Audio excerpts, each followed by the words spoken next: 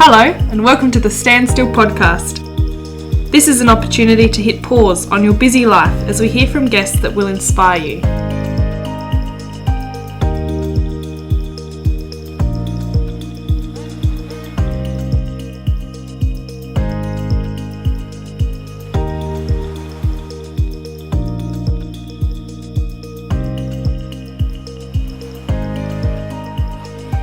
Hey Josh.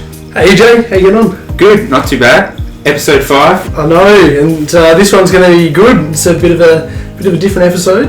We've got some of our AYC Committee members who are nervously looking at us right now in the room. Yeah, we're going to learn a little bit more about conference and let you guys in on a bit of what's been going on behind the scenes. Yeah, and give some secret insights into what's been prepared. So we're looking forward to it, and we'll just crack on right on into it because everyone's just staring at us. So we'll just get straight on into it. And Mo will go around and introduce who we've actually got in with us from the committee and what they're doing on the committee. Yeah, so we'll just start with John, the Secretary of Conference. And it's Josh Kempster here. I'm looking after the notes mainly.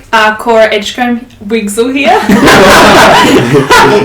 Just recently Wigzel. I kind of have a few different roles, but at the moment we're looking at discussion groups and different music and a few of the music events at the conference. Chloe Bailey. I also have a few different roles, but at the moment we're mainly focusing on fundraising for the conference. And I'm Priss and basically the same, like just looking at all kinds of different things leading up to conference, fundraising and different events. So yeah, got a bit of a mix of everyone on the committee, which is nice. Now I'm sure everyone's favourite part of the podcast is our 23 questions, but because we've got so many, we're going to revise it a little bit. So we've got 5 questions for everyone to answer, and we're just going to do rapid fire around the room.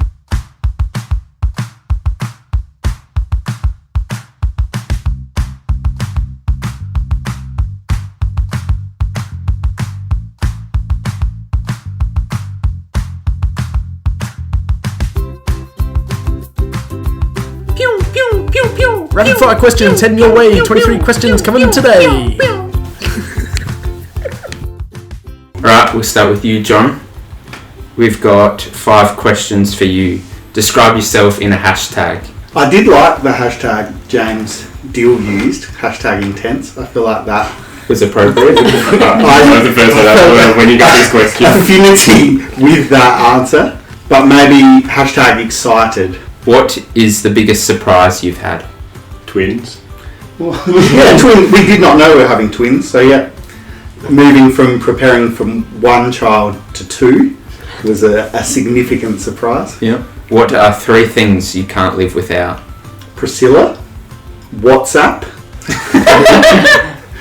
and something to be doing. Favourite app? Well, WhatsApp. Yeah. If you guys didn't know the answer to that, then. Yeah, fair. And favourite piece of clothing you own? Again, a tough question. I'm very much like a Kmart or nice jacket guy. You're wearing that jumper at the committee meeting last night, so it's probably up This to is probably the grey speckled jumper. It's the go-to jumper of choice. Yep. And last question. Most adventurous thing you've done in your life? Climbed Mount Sinai after not eating for 48 hours because Egyptian food was disgusting. Jeepers. Right, Josh, your 5 questions, so John's off the hook. If you could master one instrument, what would it be? Piano. Dolphins or koalas? Dolphins. What's the best gift you've ever been given? Gift or gift? Gift. Oh, gift. Right, my White Margin Bible probably, most used anyway. What's your favourite board game? There's a few. I really like Carcassonne, like a tiled board game thing. A dessert you don't like? I don't like cream, so there's a few things like if you put cream on a cheesecake or on a pavlova, I won't like it. A skill you're working on mastering? I am slowly working on mastering. I want to be able to master piano, but very slowly. Yep, thanks Josh. Cora Edgecombe or Cora Wigzel? If you made a documentary, what would it be about? How we can save the sea life and animals. And the dolphins. What is the best activity when home on a rainy day? Cooking. Hobbies that you'll never give up? Music. What is one of your hidden talents? Maybe leadership. Don't use that one very often. And what is the most adventurous thing you've done? Probably going to Vanuatu on New Year's Eve and letting off fireworks with the locals. Chloe, what is your favourite season? Summer, definitely. What's your favourite type of food? Anything savoury or pasta based. Cats or dogs? Neither. Not a pet person. Ooh, controversial. Yeah. Group or individual sports? Group. I'm terrible individual. Terrible group as well, but it hides them all. And last question, what is the best thing that's happened this year? Oh, I have had a lot of fun things happen this year. Maybe study weekend was a big highlight, just to be back at a camp with 170 or whatever people there was pretty awesome. And Priss, your 5 questions. Okay. Aside from the Bible, a book that everyone should read. The dictionary. Expand their vocabulary. What is the biggest surprise you've had? I guess being a twin was a surprise.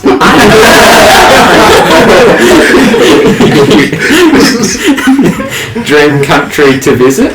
Samoa. What's one thing people might not know about you? I've travelled to about 20 countries. That's maybe something, yeah. Didn't know that about you. Including Samoa. No, not Samoa. Best way to take a rest? By closing your eyes. Is that what you meant? And considering you have a fascination for the dictionary, what is the weirdest word in the English language? There's a lot of weird words, but the first one that came to my mind was onomatopoeia.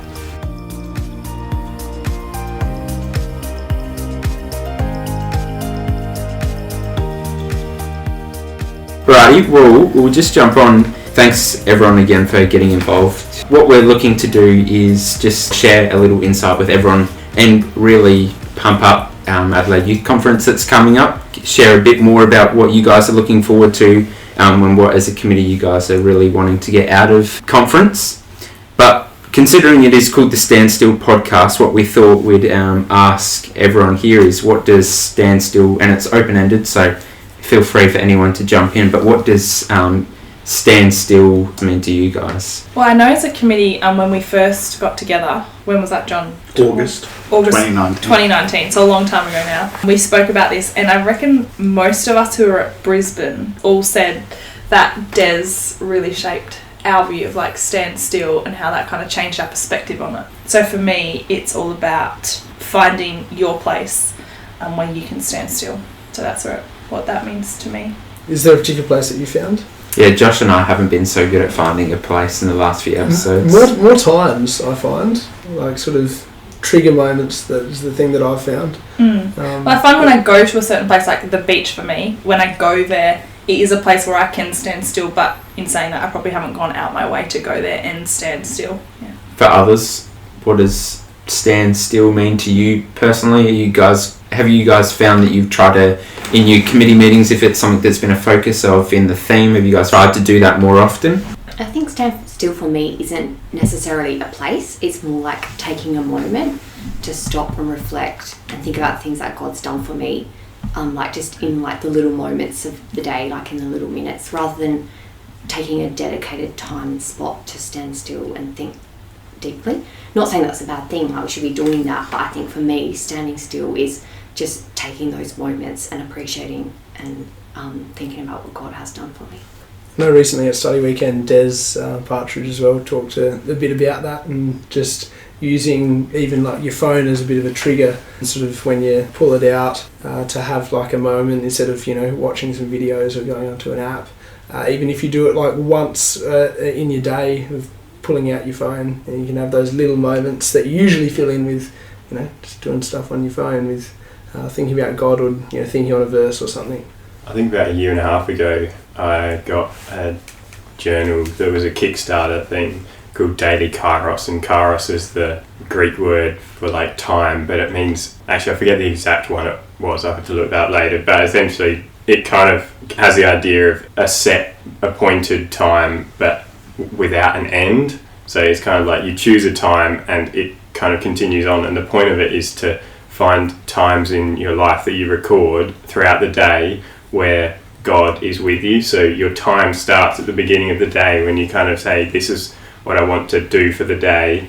You write them down, and a few things you're thankful for the day, and a verse to remember, just a few things like that. And then on the other page there's just a kind of big blank section for at the end of the day or throughout the day. Just jot down where you can see God's hand, whether it's like personally in a specific event in your life, or just think everything around us is made by God, but something that particularly springs to mind. So I think that's a way that we can, and that I found very useful and help my relationship with God kind of stand still while moving, if that makes sense, because we talk a lot about taking time to stand still, but sometimes, I mean, a lot of us don't actually end up doing it. So doing it while it's revolving around our everyday life, I think is a pretty good way, an important way to do it. One of the things we've all spoken about when we've been thinking about the theme for the conference, or the spiritual themes that we want to try and incorporate in each of the elements of the conference, is being conscious of God's presence with us all throughout the day, and looking at that in the Exodus story where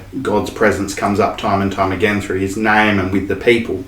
And that for me speaks really strongly, that constant reminder that God is there, his hand is in my life and he's actively involved in my life. I think that ties in really nicely to standing still and being conscious of that across the day, not just at one particular moment, but remembering he's right there with me through the day. Yeah, I find that's something that I've sort of mentioned in previous podcasts, but I find that trying to make God more a constant presence in my own life, because sometimes it isn't actually as easy as finding 15 minutes at peaceful meditation in a quiet spot. Sometimes it's sitting at your desk at work or on the bus, just trying to reflect on just even being aware that your angels are present with you. I find that a really good thought, and sometimes I sort of stand still. Like Priss said before about standing still and appreciating God just in the moment rather than searching out our location, I found that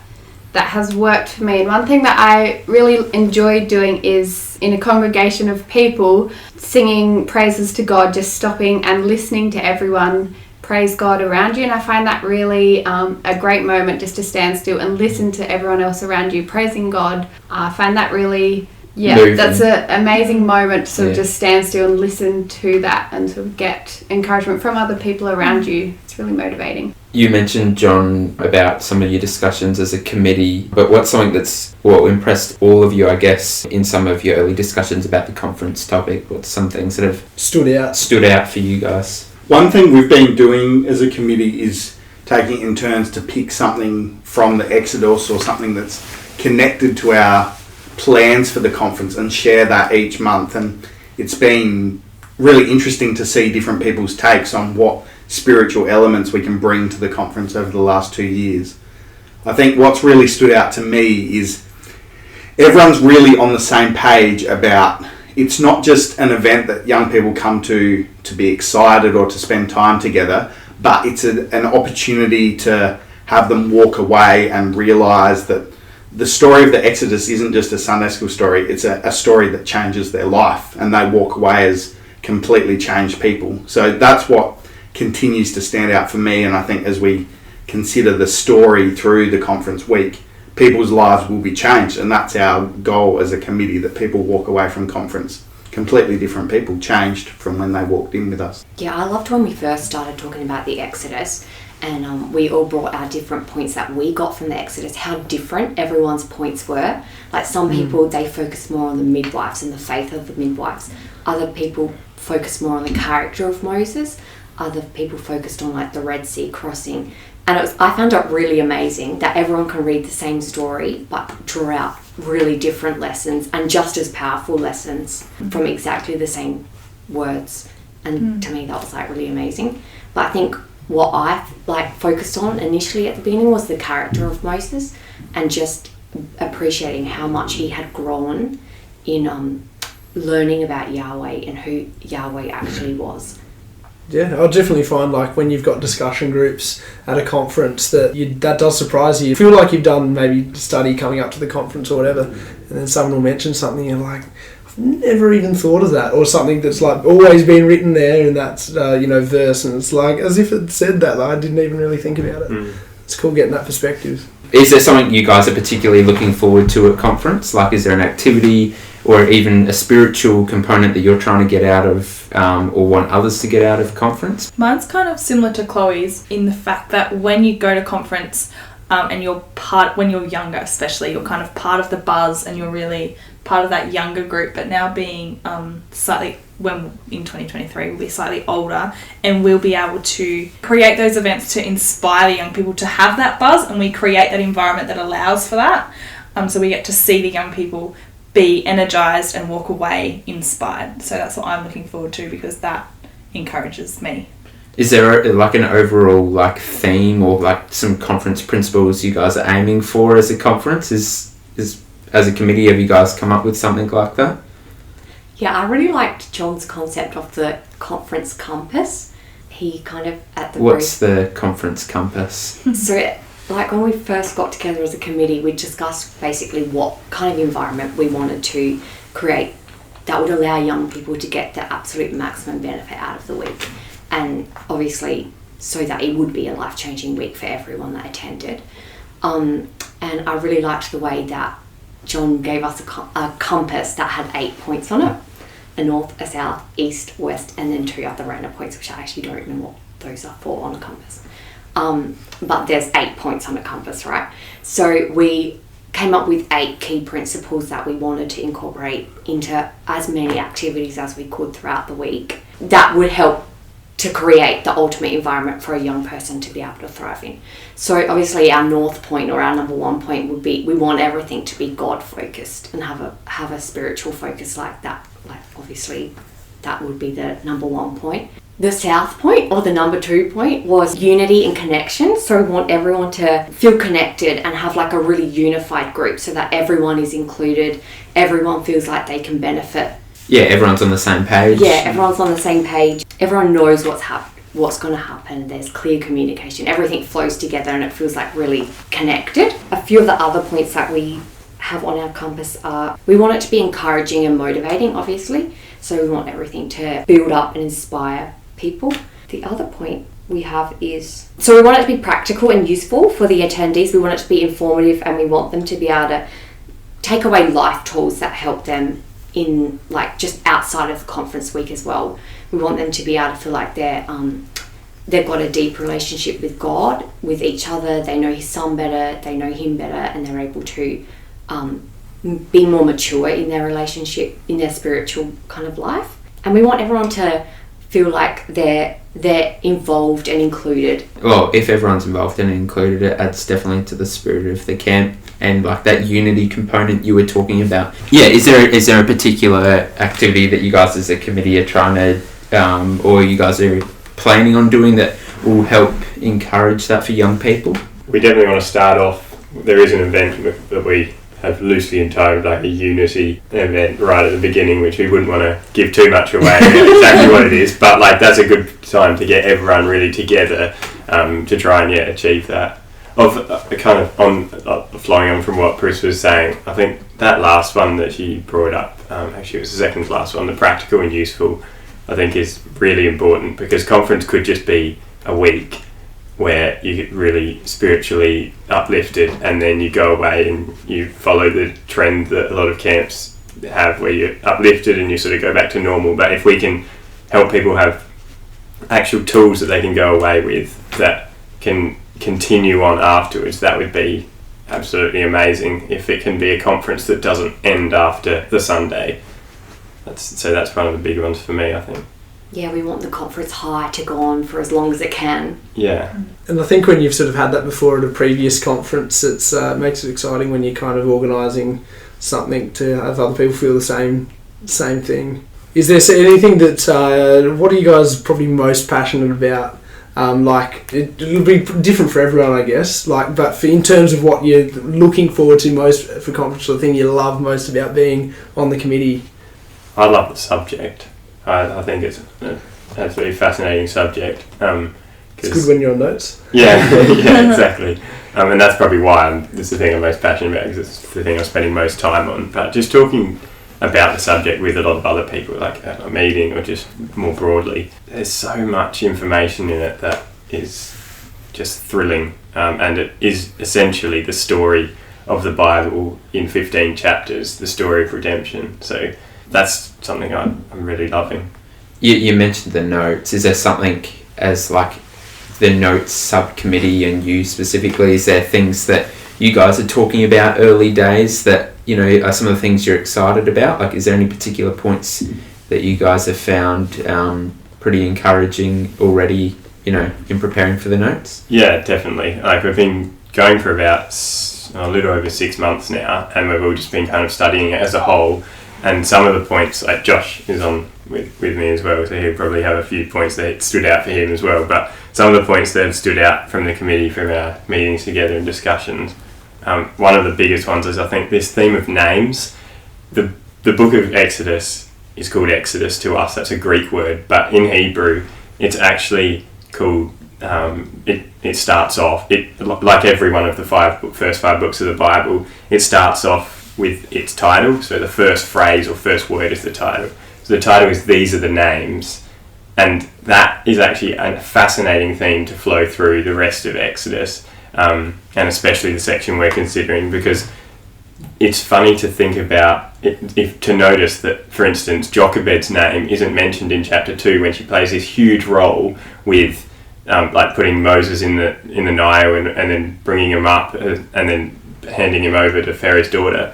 Her name isn't mentioned till after God's name is mentioned in chapter 3. Her name's mentioned in chapter 6, and we sort of all went, well, why mention it then and not before? But this idea that we're exploring is Jochebed's name is actually the first individual's name in the Bible that contains the name of God as part of it. So it's Yah Kabod, which is Yah's glory. So it's like Joshua, Yah shall save, Jesus' name, which is actually the second name in the Bible that contains God's name. And this whole idea of names is the title of the book of Exodus. So there's clearly a huge sort of theme there that I'm so interested in following through more. Yeah, that's awesome. I've never heard that point before. That's pretty cool. Is there something you guys as a notes committee, is there something you guys are, like, even in preparing the notes, what are you guys trying to achieve in preparing the notes for people, you know, who are going to be working through them? What's your goals out of it, really? Yeah, so that everyone comes to study note. Well, not everyone. There's only surely a limited number of ways you can come and study, but like there are loads of different ways you can approach a study. So we want to try and cater to as many of those as possible. Like, for instance, just on the 9 people on the subcommittee, there was probably 7 different opinions about whether we should have a workbook or a notes, which you'd think you'd only have 2 opinions for. Or even how the workbook should be structured, or like what it looks like. Yeah, so we're really trying to make sure that we have, you know, we've got all the information there for the people who just like the information, but we have an interactive workbook type approach for the people who like to be led through it. But then more broadly, we also want to make it really accessible. So an online web page version of the notes is something we really want to do, with maybe small videos to introduce each section. And these are kind of grand plans at the moment. Whether we get around to all of these, it'd be so good if we could. Even just lots of small ideas, like maybe interactive quizzes to sort of make you start thinking about the section, or a point that came up in our last meeting was just to have a 1-page summary, like Josh's dad, Uncle Andrew, has done for chapters of like Revelation before. Just do that for a chapter of Exodus. So many things, and always anyone listening in, if they've got suggestions for things that they think would help the notes, definitely be keen to hear them. Yeah, that's good. Sounds like you've got quite a few new and like a lot more. I haven't heard videos and stuff like that before, so that sounds pretty cool and unique. Is there any other like conference new things that you guys are preparing for generally, activities, things that people can get excited about? In our committee meetings, we've been having a really big focus on trying to reinvent the wheel, and try and just think of our kind of standard conference components, like your discussion groups, your studies, your meals, I guess, all that kind of stuff, but how we can change them up and make them really everyone different and kind of unique in its own way. So each committee meeting we've been picking out different things on the program and trying to just brainstorm as many different ideas as we can, so using our whole committee and coming up with the best way to do that activity. So we're trying to really change the way we do those standard conference activities. Yeah, and the conferences are going to be near the beach, which allows for some pretty cool activities, I guess, down there. It's at... Oh, I've forgotten the name of the caravan park. It sounds like they've changed their name quite a few times. John probably can give some insight to that. There's definitely a rebranding exercise underway where we're going. It was called West Beach Shores, and then it became West Beach Parks, and now it's called The Retreat. So, who knows? 3 more names before we get to conference. Down at West Beach, which is one of the premier beaches of Adelaide. That's not hard, is it? Isn't it all just one big beach? Got that would notice the New South Wales person in the room. Yeah, it's going to be a really good venue though. So I'm excited for that. And also having an international speaker that no one has really heard any talks from will be really good. I've actually met Steve before, and he is, like, his family's so lovely and they're so kind and welcoming, so I think all the young people are going to love him and his family. Yeah, it's going to be really great to have them out here. Is there any other things that we can look forward to at conference, John, from a secretary? Step away from like the major activities. One of the things I'm really excited to see and create, and I think something we've really focused on, is trying to allow the space and the moments for people to have those conversations that matter. I think anyone, when you come to conference, might get later on in the week and you start to open up a bit more, connect to people around you, and that's the time where you're quite in tune with where you're at spiritually, you're thinking about those things, and you have that sort of conversation with someone late at night in your dorm, or after a meditation, or after a discussion group or something, where you check in with someone and you talk about where you're at and where you're heading and where you see God in your life. And that, to me, is the most powerful element of conference. Like, we can do all this stuff with activities and whatever, but it's really the environment and the space we create that allows those small moments those small conversations to happen, that I think is going to have the biggest impact on young people, giving them that opportunity. So I hope everyone that comes gets a chance to have one of those small or multiple of those small conversations that really make an impact on their heart. I think that will be the most powerful part of conference. Yeah, I agree. We can plan the perfect conference, but really it's up to the people and the attendees to make it the best conference that they sort of get out what they put into it. I think that's what's actually quite exciting about having like a podcast or doing notes, because then, you know, everyone beforehand is sort of anticipating a conference coming up, or like learning more about the topic.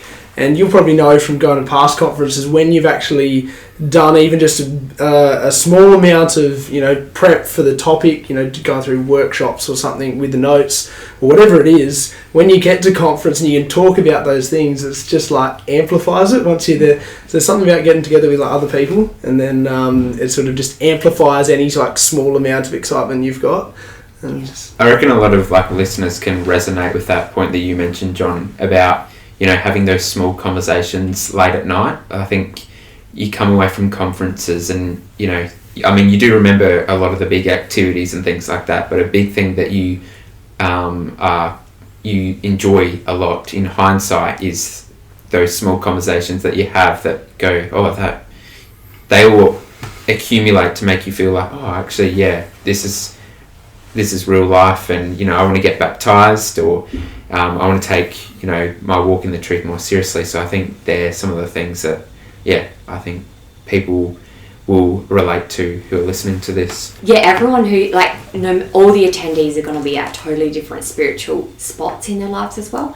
So not everyone will be feeling like they're ready to get baptized, or some people may be baptized already and they having that environment, like John was saying, having those spiritual moments can just help everyone in their walk. And I think that's what Cora was saying before with, like, we're trying to be really careful about how we plan out each moment. We've spoken about making every minute of the conference matter. Don't just have a study and that's it. The study, we don't need to plan that. No, be really specific about our planning. One phrase we threw around when we were talking about the principles was little things done right matter. So don't just look at the big major activities of the conference, but all the little moments, focus on making them matter as well and making them make a difference to the attendees, and that's the feeling that they walk away with, like you were saying, EJ.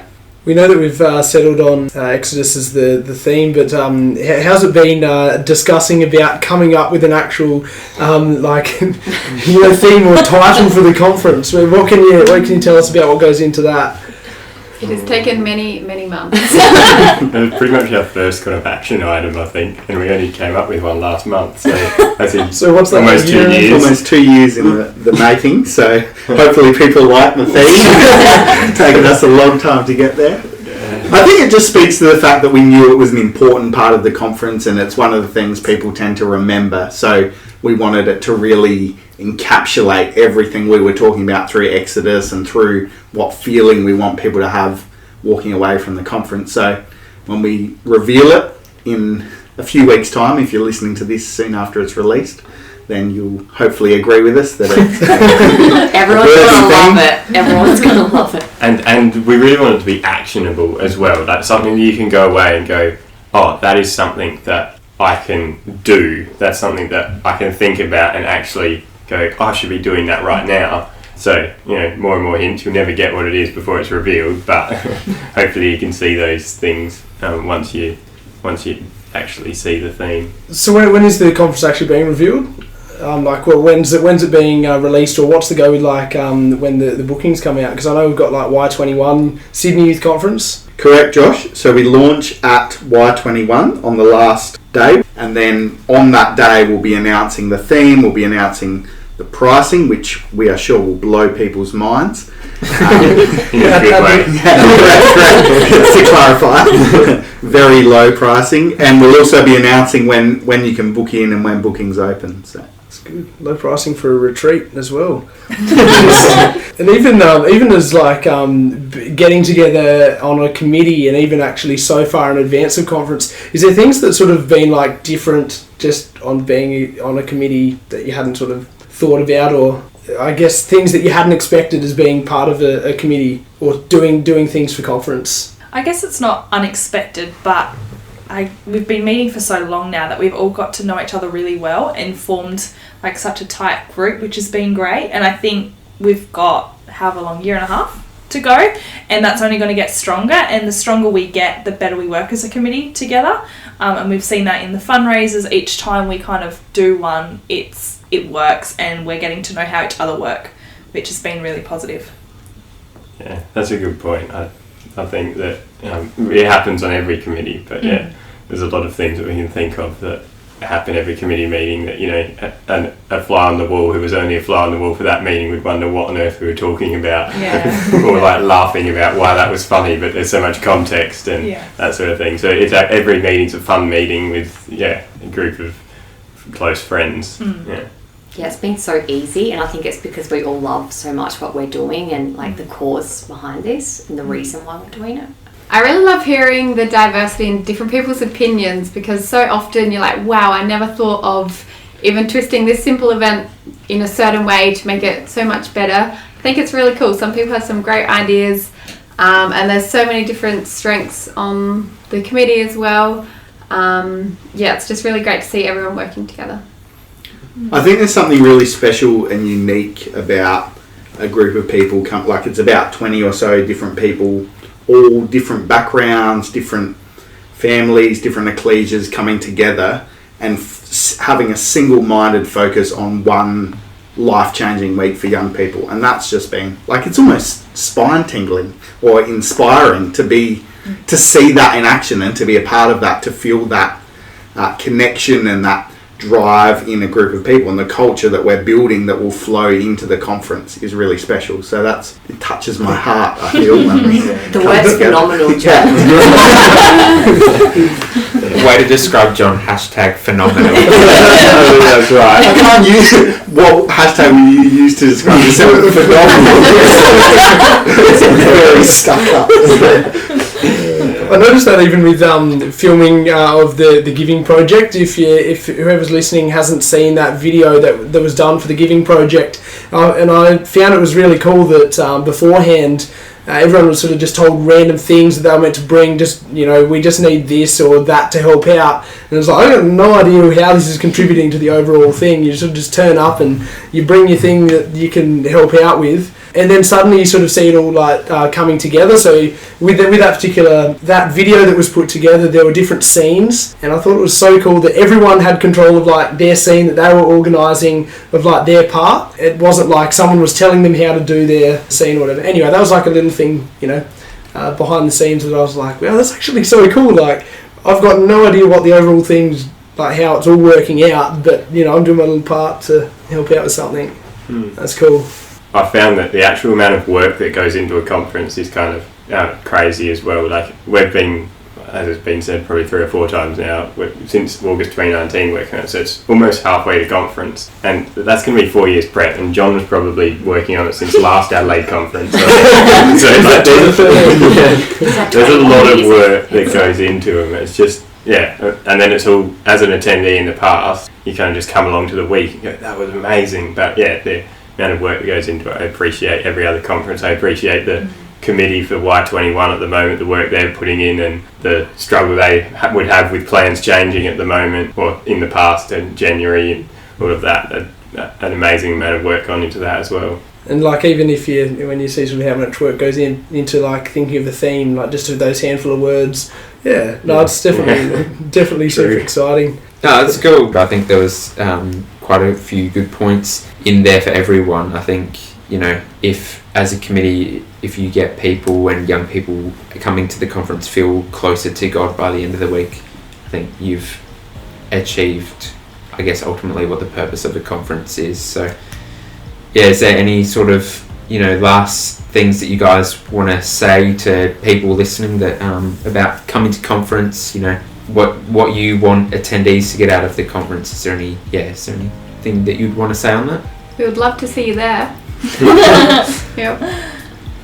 Also get excited with the other little things that are going on around, if you're in Adelaide for some of the different fundraiser things, or even whether it's listening to the podcast or giving feedback, and be involved in giving feedback about the podcast. That's true. That's always appreciated. Or even when the notes come out, get into the study with your friends as well, because that's the thing that you'll find I think most beneficial and most exciting. And the more you put in, the more you get out. Let it be life changing. Allow it to be life changing. Don't hold back. It is a cliche that you only get out what you put in, but there's so many things you can put into this conference. There's work, volunteering for the fundraisers. You might get asked to be on a subcommittee. Pretty much just about everyone in Adelaide will be touched by the preparation of it at some point. So if you can get involved in that, that's going to make it so much better, because we'll have more time for other things, and the more effort, the more involved everyone is, the more they'll feel like it's their own thing that they're working towards as well. So get involved, that'd be great. Thanks, guys. Thank you. Thank you. Thank you. Been good to get a bit of the behind the scenes of what actually goes on.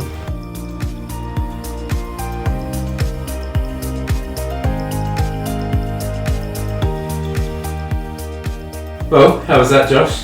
That was good. It's good to get a bit of insight from the committee. Yeah, and just see some of the behind the scenes. Hopefully people who are listening can be a little bit more excited about conference. We've referenced it obviously a lot, so to share some insights into what's happening and what to expect is, hopefully exciting for everyone listening. At least give you a bit of taste of some of the things coming up. And I actually thought it was pretty interesting that they've been working on it for so long. I'm not on the committee, but I hadn't realised they've been thinking about it so much beforehand. I had the committee together mid-2019. Yeah, and I like how Josh, when he was talking about the notes, the different ways that you guys as a notes subcommittee are trying to come up with ways to get people engaged and obviously prepared for conference. I thought that was really... Oh, I'm definitely looking forward to that, and having the notes all together. It should be super exciting, especially when you have all those points sort of come alive in different forms. And people can bring their points to conference and, you know, add value to their discussion groups, and like John was talking about, those little small moments late at night, I think that will be really powerful for everyone. So stay tuned for all of that coming up with notes, but in the meantime, keep an eye out for future episodes. It's every month we've got them coming out. Yep, and try and have more of those standstill moments. Yeah, we've mentioned socks, I reckon, every episode, but... I think so, and winter's now here, so we should really get a... Maybe we'll promise them for winter 2022 rather than winter this year. I'm sure socks are good all year round. They're always nice. Yeah, socks are useful. Look, I thought it was also good when we were talking just about having that compass for the committee. It's a really cool practical thing, like the committee's moral compass. Yeah. It gives you a bit of direction. Yeah, keeps them on the straight and narrow way. That's it, God focused. Yeah. I like it. No, that was good. Thanks, Josh, for another episode. Looking forward to the next one. It's been good chatting with everyone. Thanks, guys. See you later.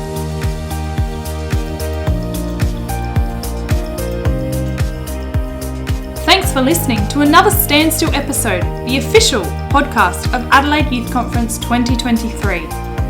To listen to past episodes, see highlight videos, and get all your podcast merch, visit our website. If this is your first time, welcome! You can find us everywhere you get your podcasts. The Standstill podcast is released once every month, so we can't wait to see you next time.